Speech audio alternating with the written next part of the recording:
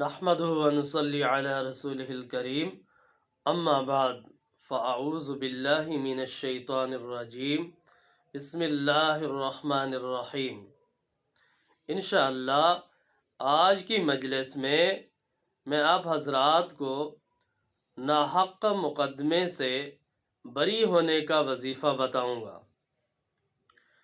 اگر کسی آدمی پر ناحق مقدمہ ہو جاتا ہے اور اس مقدمے میں لوگ سالوں سال تک پریشانی میں مبتلا رہتے ہیں، تکلیف اٹھاتے ہیں، مال و دولت خرچ کرتے ہیں، سفر کرتے ہیں، لوگوں کی منتیں کرتے ہیں، اس میں کتنا وقت لگ جاتا ہے، وقت بھی لگتا ہے، محنت کوشش بھی کرنی پڑتی ہے، مال و دولت بھی خرچ کرنا پڑتا ہے۔ تو ناحق مقدمے سے بری ہونے کا بہت ہی آسان اور مجرب وظیفہ ہے۔ اگر کوئی شخص یہ کلمات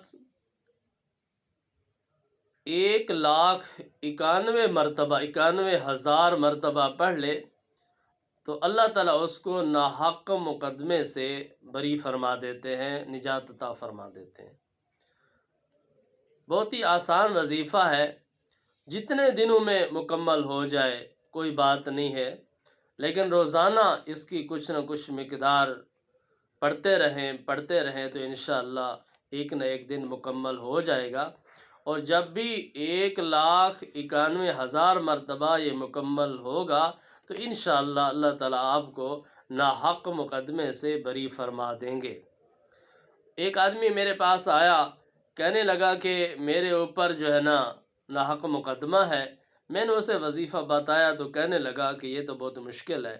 میں نے کہا کتنے سال ہو گئے؟ اس نے کہا کہ کم از کم 5 سال ہو گئے میرے اوپر مقدمہ ہے اور میں کوشش کر رہا ہوں۔